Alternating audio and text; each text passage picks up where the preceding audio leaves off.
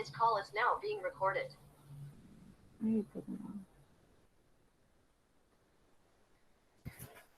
oi, Tainá. Chegou mais alguém? Não, né? Então, vamos embora. A gente vai assistir a aula hoje. Oi, gente. Chegando atrasado. Vamos embora. O slide precisa ficar assim aberto, senão vocês não conseguem ver eu mostrando aqui o mouse, certo? Então, olá a todos, bom dia. Eu sou a professora Maria Thalita, professora de Biologia de vocês, certo? E a gente está dando continuidade hoje ao assunto que a gente começou, deixa só um áudio, que a gente começou 2 semanas atrás. Então, a gente assistiu a aula de classificação dos seres vivos e na aula passada a gente viu as bactérias e as arqueobactérias. Não foi isso? Acho que foi só isso mesmo. Então, hoje a gente vai continuar, né, num outro reino, que é, isso, semana passada foi o reino Monera, que inclui as bactérias e as arqueobactérias, e as cianobactérias.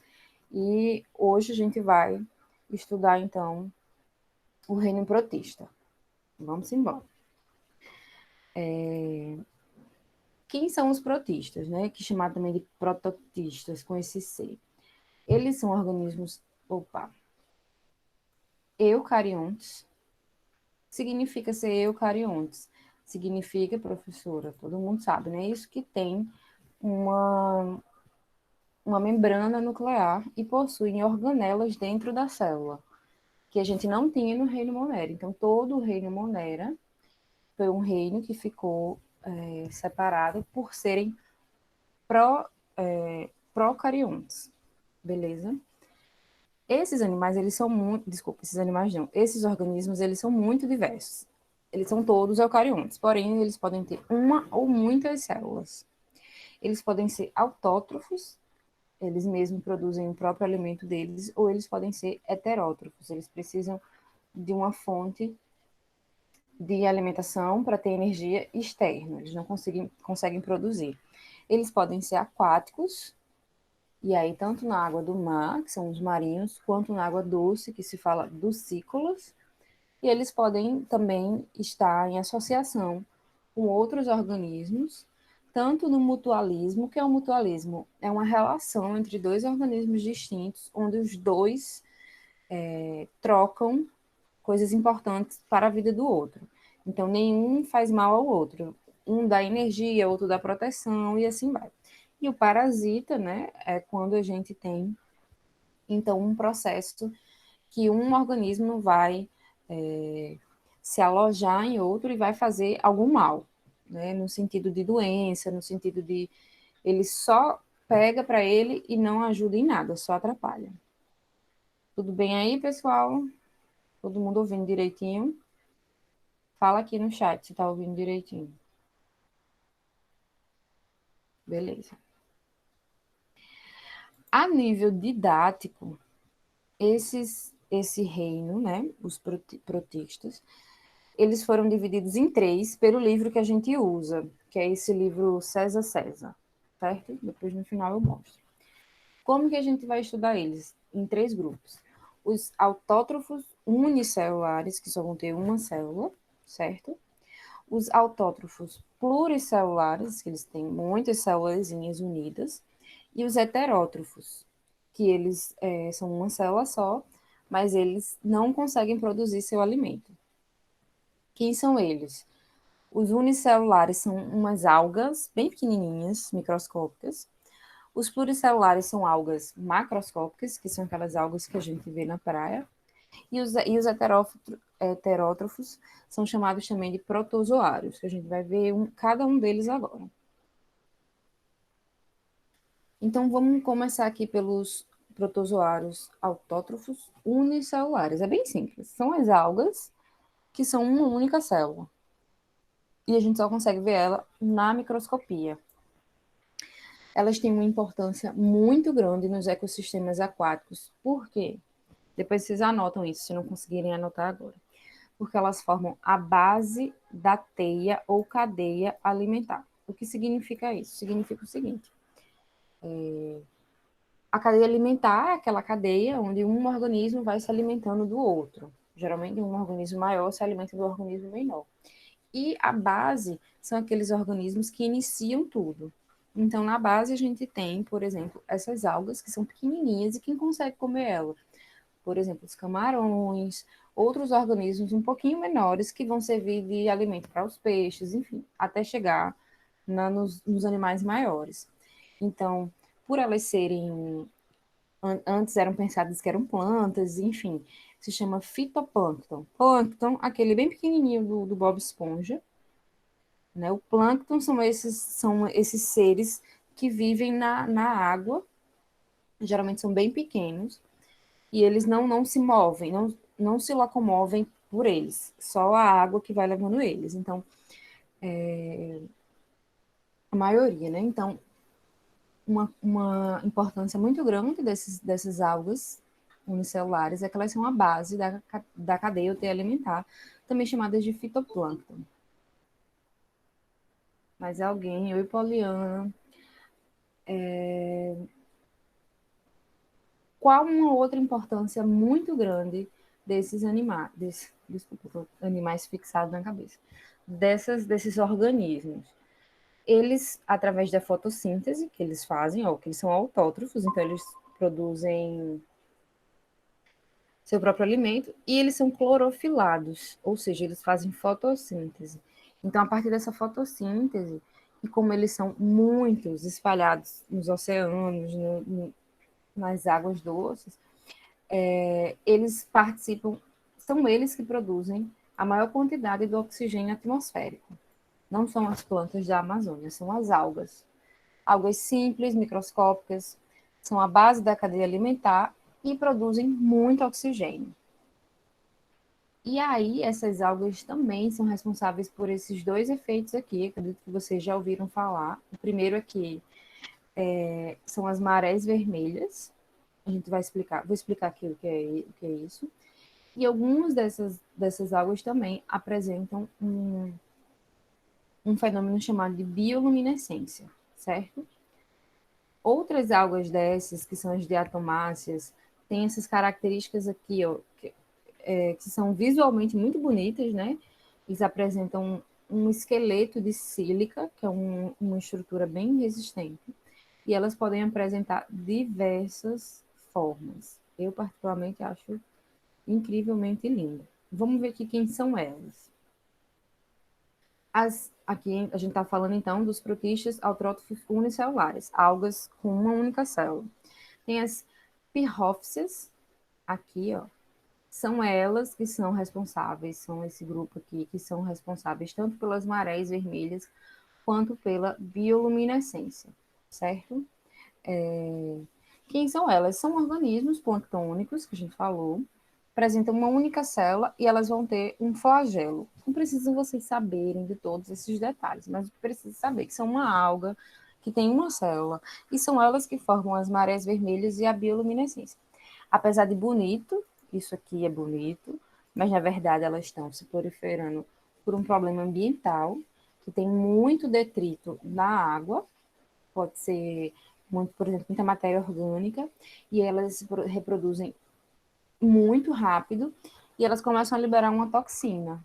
E aí, apesar de bonito, é perigoso, porque essas toxinas podem matar os organismos marinhos e podem chegar até ao topo da cadeia. Então, se um peixe está com essa toxina e você come esse peixe, você pode ficar doente. Então, desde a ter uma dor de barriga até a morte. E as outras. Oi, gente. E essas outras aqui são as crisofícias. É aquela dessa daqui, ó, que eu falei que são muito bonitas, porque elas apresentam diversos formatos, né? Qual é. Como que elas apresentam esses formatos? Elas têm uma única célula e tem uma parede aqui, ó, um sílica, certo? E diatomácea significa cortado em dois, que eles geralmente têm duas metades que se encaixam. A deposição dessas diatomáceas forma o diatomito, que ele é um material explosivo. Então, o que é que tem que saber das algas, professores, Algas unicelulares são autótrofas, fazem fotossíntese, são a base da cadeia alimentar, são o fitoplâncton, e elas podem produzir fenômenos como as marés vermelhas e a bioluminescência. E outro tipo delas, que são as crisofícias, podem formar um material abrasivo, né, utilizado na indústria. É isso que tem que saber. Próximo slide. A gente já vai aqui falar, então, sobre... E aí, gente, tá tudo bem? Todo mundo ouvindo? Tem alguém para entrar? Acho que não, né? Eu vejo as mensagens de vocês aqui no meu celular. Então, se quiser mandar mensagem, perguntar, falar alguma coisa, fala que eu estou vendo, viu? Partimos agora para o segundo grupo. Quem são esses segundos grupos? Quem são os representantes desse segundo grupo? São os protistas, autótrofos, então eles ainda produzem seus próprios alimentos, só que eles são pluricelulares, ou seja, eles são constituídos de muitas células, mas eles não têm um tecido. Isso aqui não é um tecido. São só várias células unidas. O tecido só foi surgir lá nas plantas, né? As algas, provavelmente, são um ancestral das plantas, ao que tudo indica. Mas os tecidos só vieram formar lá nas plantas. Então, elas são macroscópicas, ou seja, a gente consegue ver, são divididas pelas suas cores em verdes, pardas e vermelhas, né? A parda que geralmente é aquele sargaço que a gente vê lá nas praias. Elas podem ser marinhas ou dulcícolas, ou seja, no mar ou nos rios, nos lagos, e vão apresentar formas variadas. Então, tem desde os filamentos, aquelas que são em formato de alface, aquelas que tem muito aqui em Cabo Branco, que são umas uvinhas, sabe? Umas uvinhas que a gente estoura assim, também são algas. Vamos ver um pouquinho mais dessas algas. O que precisa saber dessas algas? Vai ser mais principalmente sobre a reprodução, mas olha, as algas verdes, primeira coisa, verde, vermelho, marrom. Todas elas vão ter a clorofila, porque é o pigmento principal da fotossíntese. Mas nas vermelhas e nas marrons vão ter outros pigmentos. Então, preste atenção aqui. Ó. As algas verdes, então, vão ter a clorofila A e B, e não vão ter outros pigmentos. As pardas, além de clorofila, vai ter xantofila e fucoxantina, que dá essa cor marrom. E é justamente o sargaço, como eu falei. E as vermelhas, além da clorofila, vai ter a ficobilina, ficoeritrina, ficocianina. Não tem que saber isso decorado, não agora. Só se vocês forem fazer biologia ou ecologia. Mas o que tem que saber? Todas elas, apesar de não serem verdes, vão fazer a fotossíntese e vão ter clorofila. A diferença é que as de outras cores vão ter outros pigmentos, outras moléculas que captam a luz do sol e são de outras cores. Ó, as verdes são as clorofícias, né? Então, de clorofila, porque tem mais clorofila, clorofícias. As feofícias são as pardas ou marrons, e as rodofícias, rodo é vermelho, são as algas vermelhas.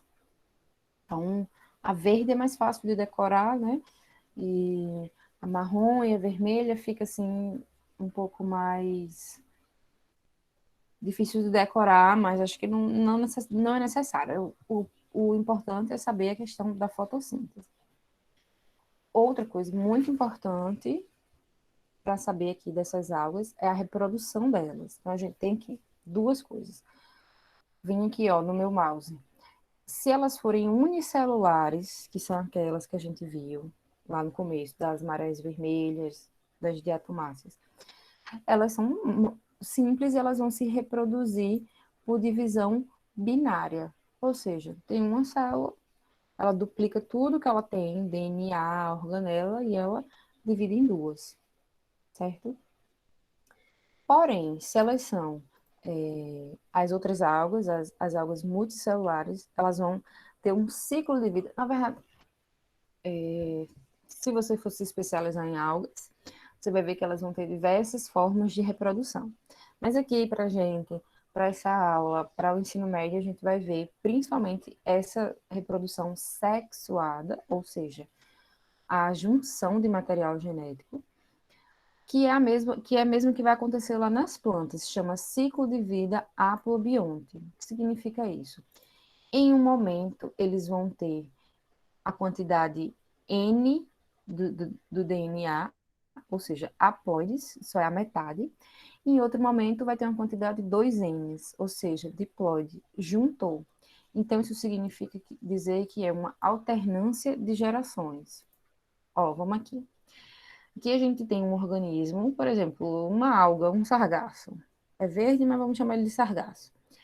Ele se chama esporófito e ele tem duas quantidades da carga genética dele. Ele vai, para que ele se reproduzir, ele pode fazer o seguinte: vai acontecer uma meiose espórica. O que é meiose? É um processo de divisão celular, onde a quantidade de DNA desse organismo é dividida em dois. Então, você pega uma célula, divide em dois, mas aí o DNA é dividido ao meio, ele não duplica, ele só divide, formando os esporos. Então, esses esporos são estruturas reprodutivas, eles não vão aqui, ó, se unir. Cada esporo desse vai dar origem a um organismo inteiro. Geralmente eles são visualmente diferentes do que são 2Ns. E eles são chamados de gametófitos. Por quê? Porque dão origem aos gametas. Então, o esporófito dá origem aos esporos e os gametófitos vai dar origem aos gametas. Aí aqui ele já é N, ele só tem, vamos dizer que uma molécula de DNA. Ele não pode mais dividir e sair, e isso vai comprometer ele. Então, ele só tem que pegar aquela mesma quantidade e reproduzir. Então, para isso, é uma mitose que vai acontecer. O que é mitose? É a divisão da célula, mantendo a mesma quantidade do DNA, certo? Para formar os gametas. E aí, os gametas, sim, vão se unirem, formando um zigoto. E esse zigoto, ele é 2N, ele é dicariótico, ele consegue se reproduzir, crescer e formar o esporófito. Então, o que é uma alternância de gerações? Eu vou ter organismos com metade da carga genética e organismos com a carga genética completa.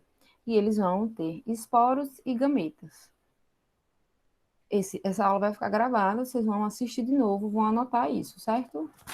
Ou também tem a opção de baixar o livro, que eu mandei o link, e estudar por ele. Mas, assim, é muito interessante que vocês anotem isso, façam esse desenhozinho no caderno de vocês.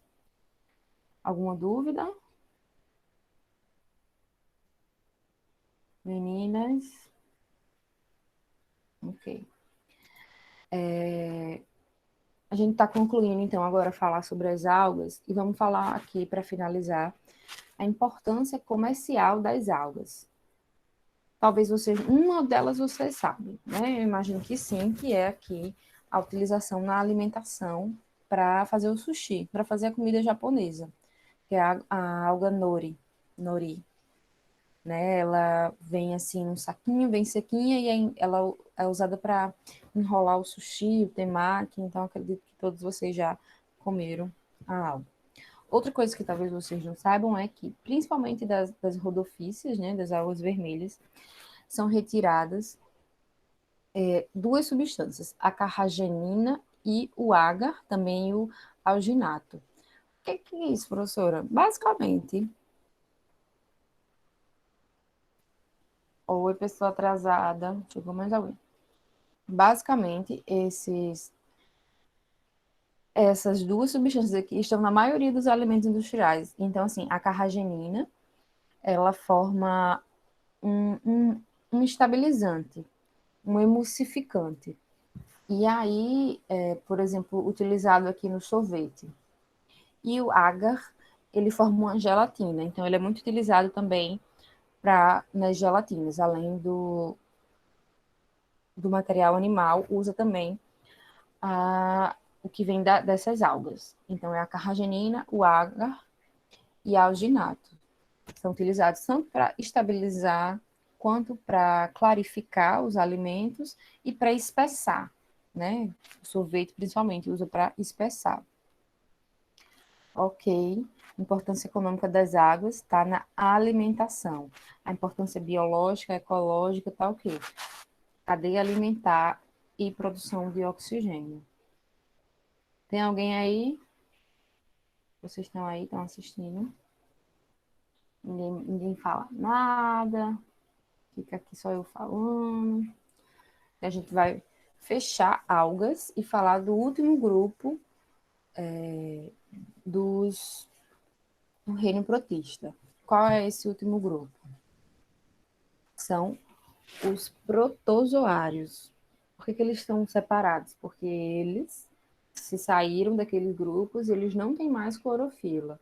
Eles precisam se alimentar, conseguir o seu alimento de uma forma externa. Então, da mesma forma que as algas foram ditas plantas, porque pensou o quê? Faz fotossíntese, se é verde é uma planta aquática, né? Existe planta aquática, existe alga. Qual a diferença? Tecido. Planta tem tecido, a alga não tem. Então, os protozoários, esse nome proto é antigo, zoário é animal. Então, acreditavam que eles teriam sido os primeiros animais. E aí, por meio dos estudos, viu que não, eles são grupos independentes dos animais.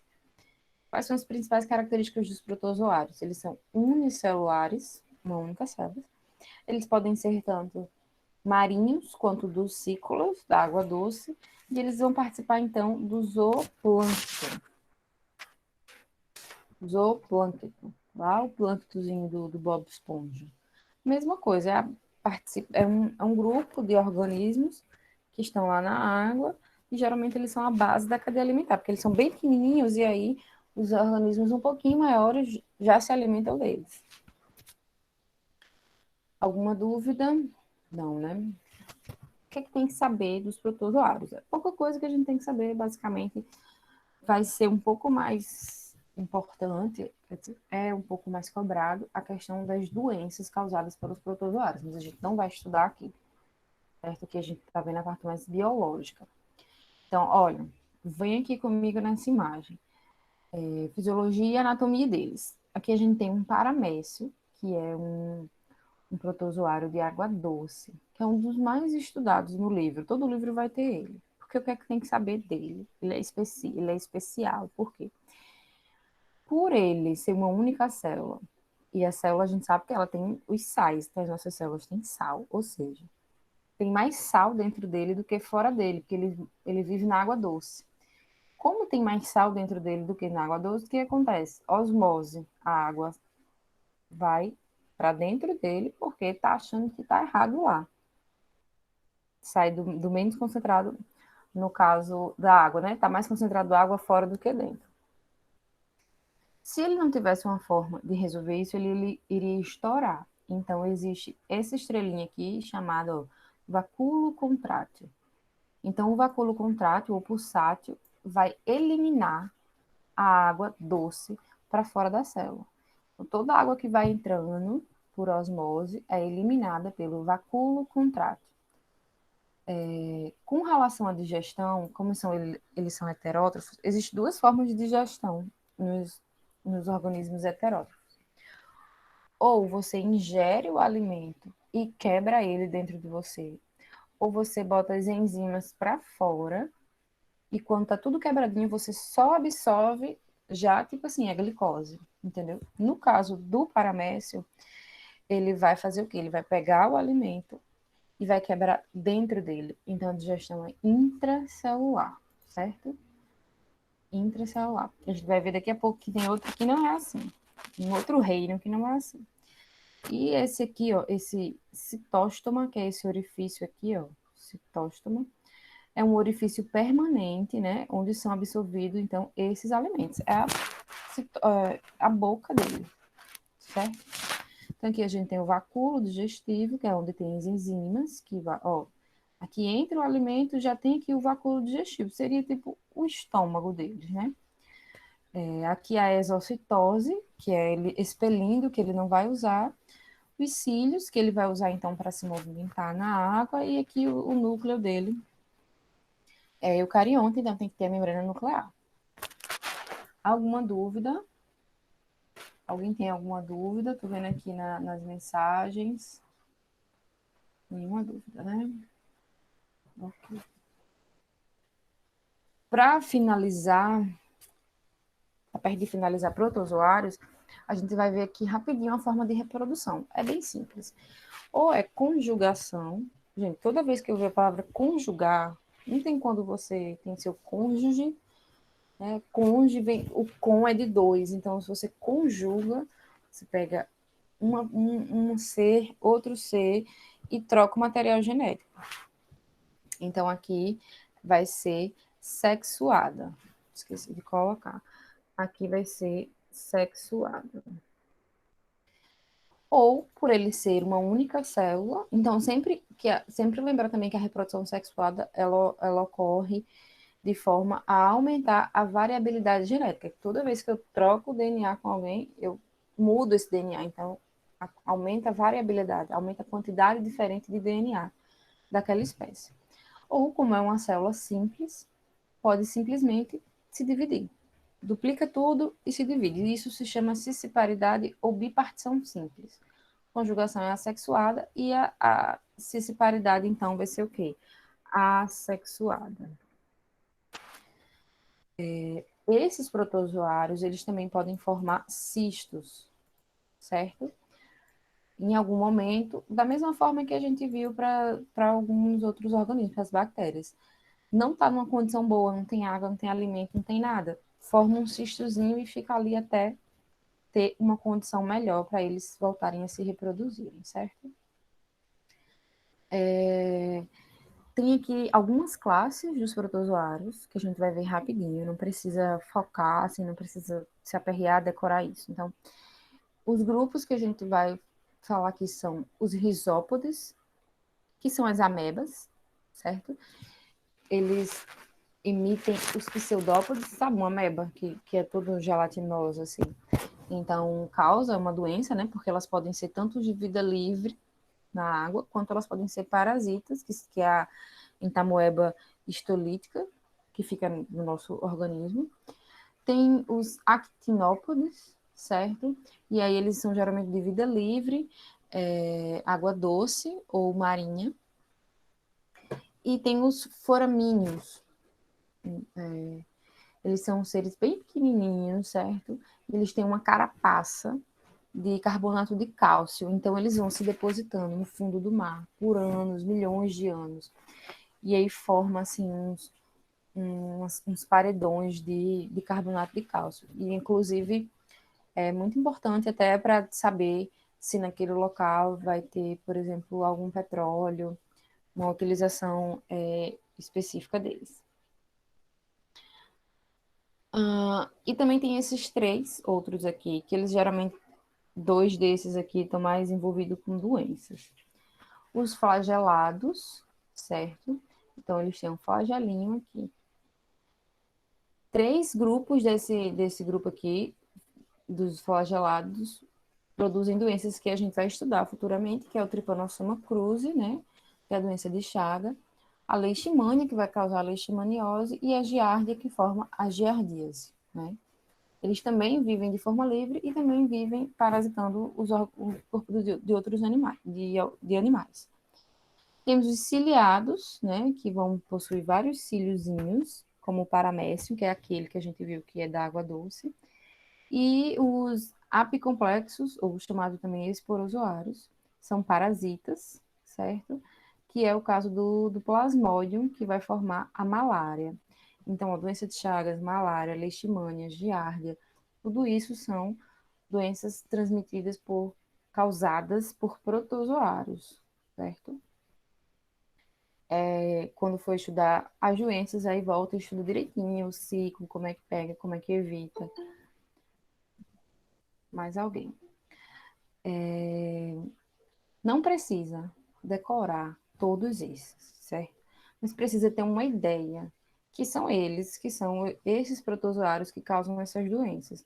E são esses protozoários que produzem esses paredões de calcário no fundo do mar. Basicamente isso. Eles podem ser tanto de vida livre marinhos ou de água doce, ou parasitas, certo?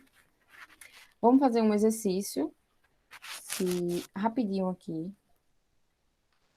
Opa, assim não rola, tem que ser aqui com animação. Depois eu faço, vocês vão me ajudar a responder? Não sei, né? Eu tenho que colocar aqui para apresentar. Apresentação dos slides. Do slide atual. Um exercíciozinho só para ver se está todo mundo prestando atenção. Quem quiser botar aí no chat. Os protistas são procariontes. Verdadeiro ou falso? Esperando aqui, viu? No chat. Os protistas são procariontes, certo? Falso. Muito bem. Os protistas são primitivos e eles possuem apenas uma célula. Todos os protistas só possuem uma célula. Não tem nenhum que possui várias células. Verdadeiro ou falso?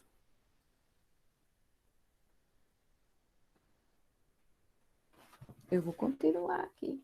Falso. Muito bem. As algas podem ser micro ou macroscópicas. Verdadeiro ou falso? As algas micro ou macroscópicas.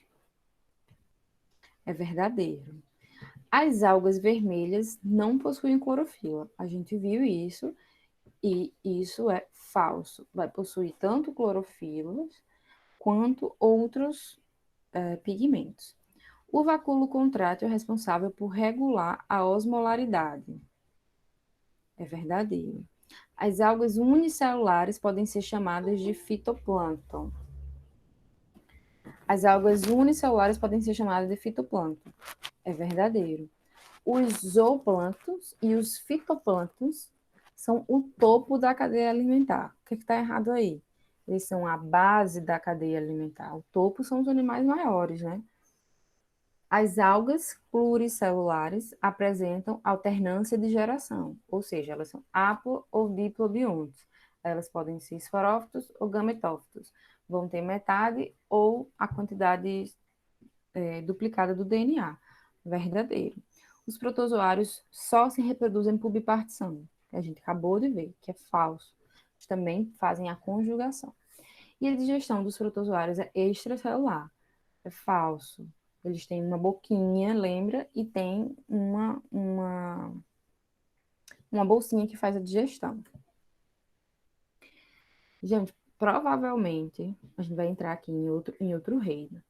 Então, deixa eu falar, a gente começou bastante atrasado. Provavelmente eu vou passar das 11 horas. E aí eu não vou parar, porque essa aula eu vou deixar gravada para vocês no YouTube.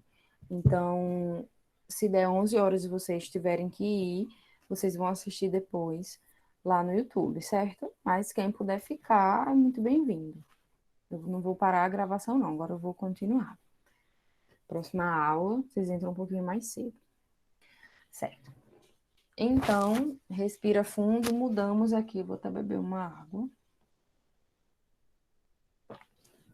Mudamos aqui de foco. A gente estava estudando os protozoários e agora a gente entra no novo reino, o reino fungi. E, assim, é um reino que hoje a gente conhece muito mais sobre ele do que antigamente, mas ainda tem muita coisa para descobrir, certo? E eles são tão importantes e tão únicos que existe alguns pesquisadores que estão tentando postular para que exista a fauna, que são os animais, a flora, que são as plantas, e os fungos, porque eles são tão importantes que eles precisam desse local, animal, planta e fungos. Por que eles são tão importantes? Vamos saber. Primeiramente, quem são os fungos? Então, os fungos são todos, eu vou tirar aqui para poder vocês verem o mouse. São todos, tem todos esses representantes aqui. Então, os cogumelos, que no caso aqui eles podem ser alucinógenos, ou eles podem ser comestíveis, ou eles podem simplesmente existir lá para a vida deles. Tem os bolores, né, que é o iniciozinho aqui dessa proliferação dos fungos. Os mofos, que é quando já está há mais tempo, né? Orelha de pau, que é esse tipo de frutificação aqui, que nasce principalmente na madeira, né? E as leveduras, Todos esses aqui, ó, são várias células e as leveduras são uma única célula. Então, esses são representantes do reino fungo, dos fungos. O que que a gente tem que saber de fungo? Ó, primeira coisa, só Monera era procarionte. Saiu de Monera, todo mundo é eucarionte, beleza? Então, não erra isso na prova. Monera, procarionte. Depois deles, tudo eucarionte. Então, eles são eucariontes, certo? Também podem ser uni ou pluricelulares, como a gente viu. Porém, eles não formam um tecido. O que é um tecido? Que eu estou falando para vocês que não formam um tecido. Tecido é quando um grupo de células semelhantes, iguais, tem uma função específica, entendeu? E isso nas águas e nos fungos não existe, porque eles simplesmente só estão juntos, eles não formam uma função específica, tipo tecido cardíaco, é o tecido do coração. Não tem isso. Então, são várias célulazinhas, parece um tecido, mas não é. E uma das coisas bem importantes de saber também, com certeza, questão de prova sempre, é que eles possuem uma parede celular formada de quitina. Então, peraí, parede celular. Quem tem parede celular que a gente viu? Algumas bactérias vai ter, mas é peptídeo glicano, então tá lá. As plantas também vão ter. Ah, tá, mas é celulose, então também tá em outro local. Mas eu já ouvi falar dessa quitina, porque é um polissacarídeo que quem tem eles é os insetos. Então, no exoesqueleto dos insetos, o exoesqueleto dos insetos é formado de quitina, o que é um polissacarídeo. Sacarídeo é açúcar, carboidrato. Então, é uma parede de açúcar, não é doce. Então, não vai comer achando que é doce. Nem todo açúcar é doce, certo? A forma como eles guardam a energia deles é a partir do glicogênio. Então, a molécula de reserva energética deles é o glicogênio. O que isso significa? Que eles não guardam amido, as plantas formam amido para ter sua reserva. A gente também, os animais, guardam a partir do glicogênio. É lipídio, mas antes do lipídio tem o glicogênio. E o que é muito, muito, muito importante, eles são heterótrofos, ou seja, não existe nenhum fungo que, mesmo sendo verde, vai produzir seu próprio alimento. Todos os fungos precisam do alimento externo. E diferente do que a gente estudou lá nos protozoários, eles não conseguem digerir dentro deles. Eles só podem pegar o que já está prontinho para ser consumido. Então, eles são heterótrofos por absorção. Então, por exemplo, eles podem se associar a algumas plantas e aí eles só absorvem. Chega glicose, chega tudo que eu quero aqui, tudo que eu estou precisando, só, opa, vou lá e pego. Ou então, eles estão aqui, ó, na madeira, fala, opa, essa madeira aqui tá morta, eu preciso quebrar isso aqui para eu me alimentar. Ele libera enzimas nesse local e vai, então, se alimentando, que são a maioria, então, dos decompositores. Os fungos têm um papel muito importante na decomposição da matéria. Outra coisa importantíssima, quem estiver anotando, anota, quem não tiver, depois vai assistir e vai anotar. As células do fungo, né, eles possuem células, né, eles são eucariontes, então são células com o núcleo, se chama hifa. Toda vez que você vai falando de hifa, está falando de fungo. E o conjunto de hifas se chama micélio, né, parece até o nome das crianças, vem cá hifa, vem cá micélio, mas não é, é o nome das células dele. Então, o micélio é a massa visível. Isso aqui que vocês estão vendo, vocês estão vendo o micélio em formatos diferentes. Se você pegar, quebrar, colocar na lâmina e ir lá no microscópio, você vai ver essas hifas aqui, beleza? Vamos entender como essas hifas podem se apresentar na natureza.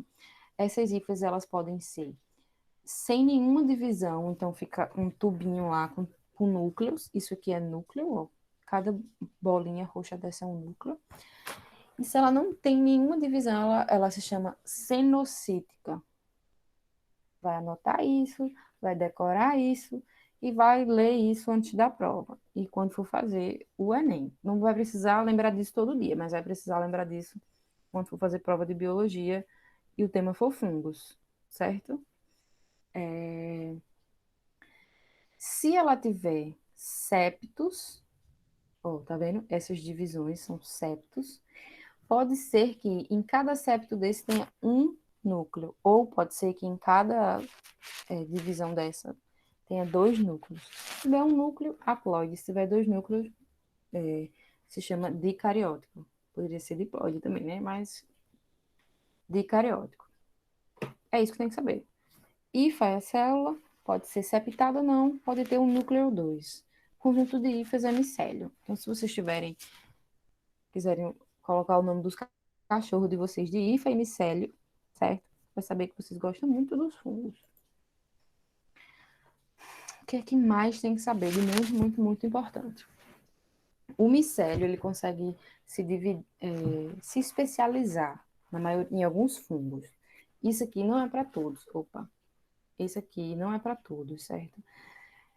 Nesses tipos de fungos que a gente consegue ver uma parte assim para fora da terra, enfim, que a gente consegue ver, identificar que é um fungo, a gente tem duas especializações de um micélio.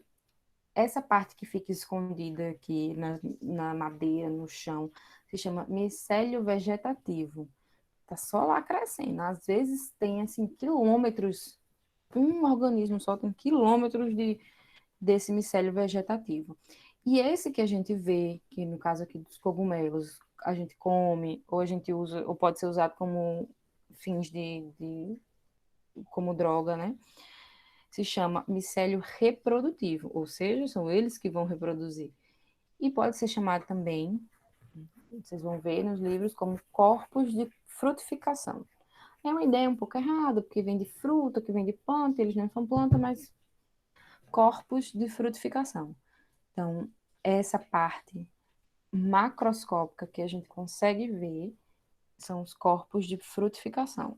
E essa parte que fica aqui vivendo e crescendo é o micélio vegetativo, micélio reprodutivo, micélio vegetativo. Alguma dúvida? Ninguém botou nada. Ok. Vamos. Tá acabando, né? Acho que mais uns 10 minutinhos a gente consegue concluir. Eu vou apresentar para vocês aqui uma classificação dos fungos. Algumas considerações sobre isso.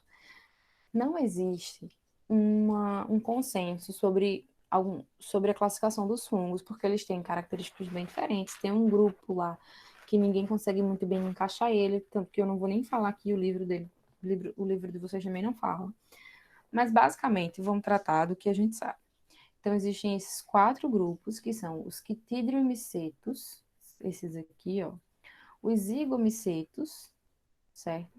Os ascomicetos e os basidiomicetos. Nossa, muito nome, muito nome. Esquece, tira da cabeça as músicas do TikTok e bota esses nomes aqui. Os quitridiomicetos, eles são flagelados. Eles podem ser tanto uni quanto pluricelular. Gente, não vai precisar decorar isso aqui, né? Não, não tem como.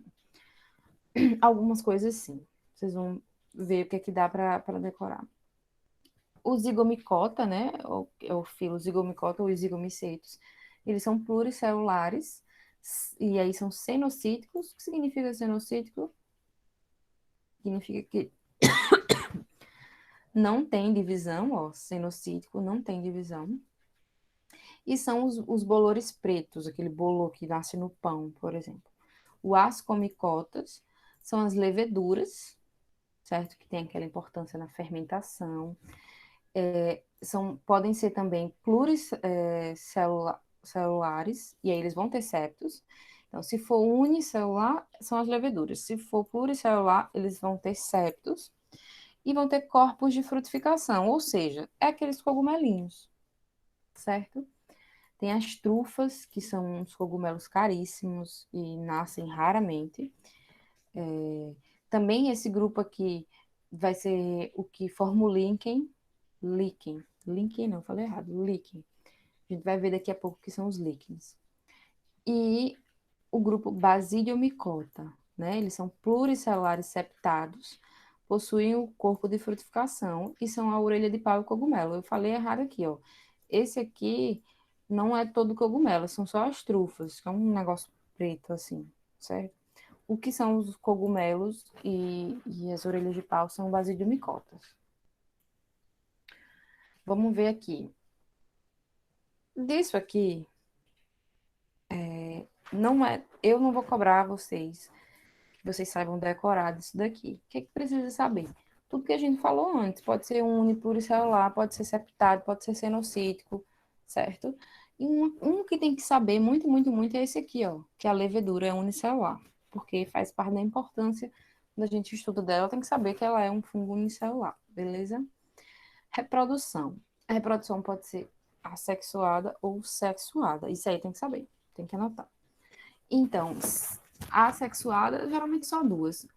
Mas aqui é um pouquinho diferente. Você vê que não é bipartição. Ó, vamos ver aqui primeiro esse azul. No grupo dos zigomicetos, eles podem se reproduzir formando um esporo. Então, tá lá, nessa estrutura aqui, ó, o esporângio, que produz esporos, forma o esporo cai, germina, forma a hifa forma o esporângio. Então, isso se chama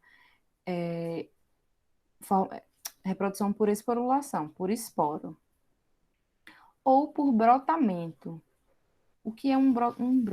Um broto é quando se divide aqui, ó, o núcleo, certo? Divide um pedacinho da célula. Não é que a célula se divide por igual, não. Ela vem, isso ocorre principalmente nas. Eita, acho que foi um trovão.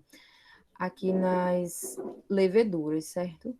É uma divisão de um fragmento, de um pedaço dessa célula, formando um broto. Não é a mesma coisa de bipartição. Então, por esporos ou por brotamento. Qual outra forma elas podem se dividir?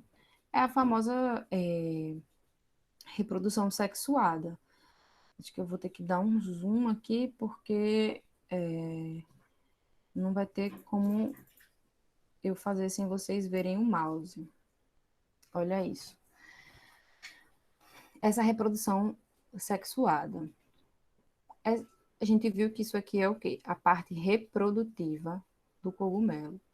Então, nesse caso aqui, desses cogumelos que tem essas lamelas, tá vendo? Se chama basídeos com basidiósporos, ósporos de esporos.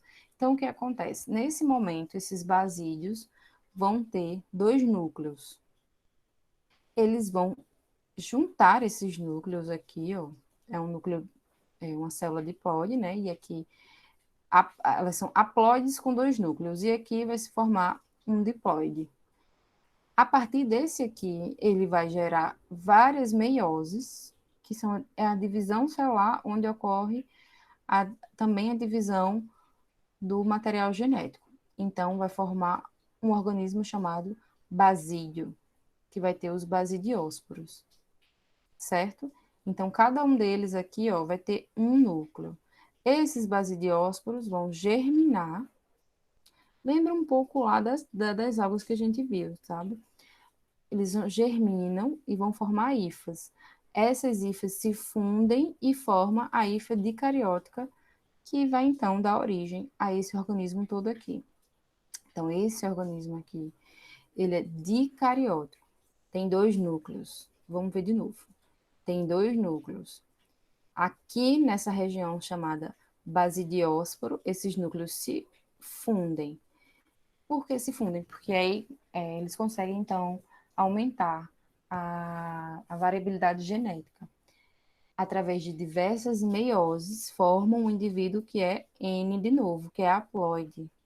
Esses organismos haploides liberam um pedacinho desses esporos aqui, ó, libera, cai no chão, cresce, e eles caem todos juntos, eles se unem de novo e formam o que a gente conhece aqui como cogumelo. Certo? O que é que tem que saber disso aqui? Que na reprodução sexuada eu vou ter uma fase, os fungos vão ter uma fase diploide e uma fase haploide, certo? E vai acontecer então a união desses núcleos aqui nos basídeos. Tá. Uma coisa também importante para saber aqui, ó, que a plasmogamia é a fusão das hifas. Plasmogamia, fusão das hifas, aqui nesse local aqui, certo? Essa é uma palavra bem importante para vocês saberem dessa reprodução. Alguma dúvida? Alguém ainda está nessa chamada? Acho que não. Gente, reprodução sexuada, fase diploide, fase haploide, plasmogamia é a fusão das hifas, certo? Então, simbora para a próxima reprodução sexuada. É bem parecido também, só que aqui é em outro grupo, né? Não tem aquelas lamelas, é esse asco. O asco miceto forma esse saquinho aqui, ó, parece um cogumelo invertido. Então, a gente tem aqui o asco, que ele é dicariótico, ou seja, ele tem dois núcleos numa célula, certo? Vai acontecer a cariogamia, que é esse processo onde dois núcleos juntam um e formam um zigoto. E aí o que acontece? Esse zigoto se reproduz por meiose. Como é a meiose? Divide a célula e divide o DNA. Então forma um, vários, várias células, meiose, né? Em seguida, elas vão sofrer mitose, aí vai crescer e formar, então, um ascóporo. Esses ascóporos vão germinar, certo? Formar a hifa, e a hifa vai formar, então, um ascorcapo. É um pouquinho complicado, o que é que eu quero que vocês entendam daqui? Que esse processo todo, ele tem uma meiose e uma mitose, tem indivíduos que vai ser haploides e indivíduos diploides, da mesma forma. Eu não vou cobrar isso aqui para vocês. A gente vai ver com a necessidade, quando tiver lá no terceiro ano, de quando vocês forem fazer o Enem. Também eu posso indicar para vocês algumas aulas para vocês verem isso aqui mais detalhadamente. Não tem como falar disso mais detalhadamente agora, beleza? Tá concluindo, tá todo mundo aqui. Eita, que agora ficou quente aqui. Ó, qual a importância dos fungos? Primeiro, para a gente ver aqui, os fungos foram da onde surgiu o nosso primeiro antibiótico, foi o Alexander Fleming. Até aqui na Paraíba tem um laboratório de análises Fleming, né? Ele, sem querer, descobriu que esse fungo aqui, a penicilina, ele é bactericida. Então, quando você bota penicilina em algumas bactérias, elas morrem. Os fungos também estão presentes na nossa alimentação. De que forma? Esse aqui é aquele unicelular que eu falei, que é a Saccharomyces cerevisiae, participa da fermentação de pães e também de queijos. E os fungos, aqui os corpos de reprodução, shiitake, shimeji, são utilizados na alimentação por muitas pessoas. Aqui no Nordeste não é muito utilizado, mas no Sul é bastante.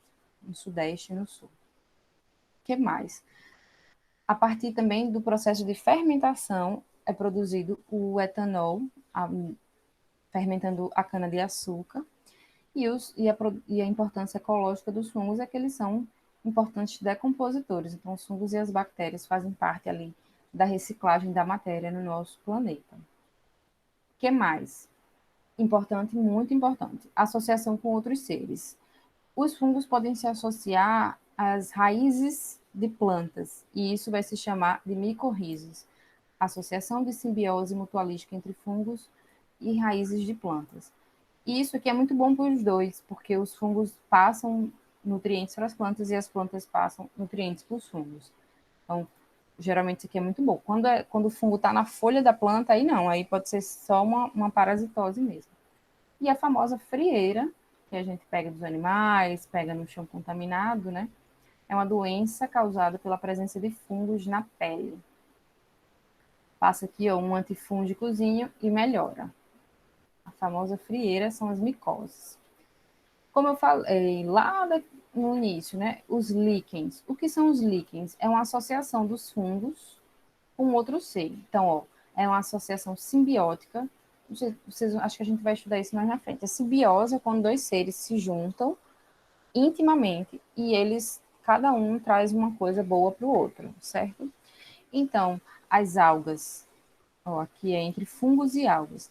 As algas têm clorofila, elas fazem o nutriente e o fungo dá a ela aqui um local, dá a ela uma estrutura, dá a ela uma proteção. Então, eles vivem simbioticamente. Também pode ser fungo e cianobactéria, tá? Então, não é só fungo e alga. que se sabe dos líquens? O que é importante saber? Eles são pioneiros no processo de sucessão ecológica, ou seja, toda vez que tem um lugar assim desértico e vai começar a nascer ali uma vegetação, a ter outras espécies, geralmente aparecem logo os líquens. Pode ser visto aqui nos troncos das árvores. E eles são bons indicadores de qualidade do ar, ou seja, se tem líquen, o ar tá bom, não está poluído. Se está um lugar zerado de líquen, pode ser que a poluição do ar esteja bem, bem grande. E é isso aqui, ó, que a gente precisa saber principalmente essas importâncias: saúde, alimentação, biotecnologia, ecologia, associação com outros seres, micorrizas e líquens, certo? Vamos resolver aqui rapidinho, já passou bastante. Eu não vou esperar a resposta de vocês. Opa, já apareceu tudo aqui. Apresentar do slide atual. Só para a gente fixar o que a gente aprendeu nessa aula. Os fungos não têm parede celular, falso. Parede celular de quitina, que é um polissacarídeo, que tem também lá no exoesqueleto dos insetos. Os fungos podem ser pluricelulares, verdadeiros. A Saccharomyces, que é o da fermentação, ele é unicelular. E pluricelular são os cogumelos, são aqueles que a gente vê, consegue ver macroscopicamente. Hifas é o conjunto de micelas, tá ao contrário. Micela é o conjunto de hifa, certo? Os fungos, como as plantas, armazenam amido, tá certo? Não. Fungo armazena o quê? Glicogênio, como os animais. Os fungos são heterótrofos, principalmente decompositores.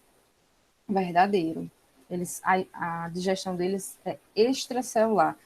Ou eles absorvem diretamente do que já está disponível, ou eles liberam enzimas que quebram os nutrientes e aí eles absorvem os nutrientes. As hifas haploides possuem um núcleo, sim, verdadeiro. Lembrando que as hifas podem ser cenocíticas, que aí é tudo junto, podem ser septadas, haploides com um núcleo, ou dicarióticas ou diploides com dois núcleos.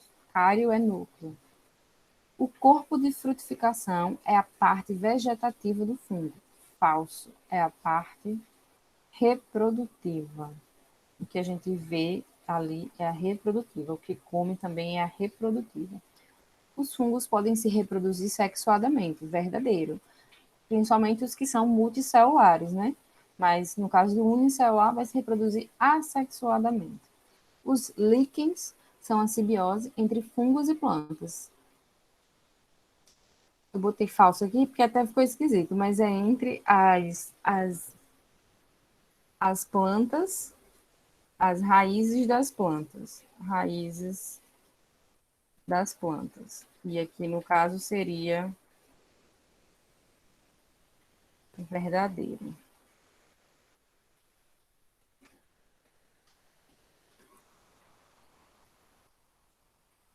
E as micorrizas são uma infecção de fungo nas plantas. Não é infecção, é uma simbiose, é uma relação positiva para os dois. Então, quando é infecção, é parasita, um faz mal ao outro. Quando é simbiose, é bom para os dois, então não é infecção. E aí, com isso, a gente conclui aqui. Eu vou parar de gravar e ver se vocês têm alguma dúvida.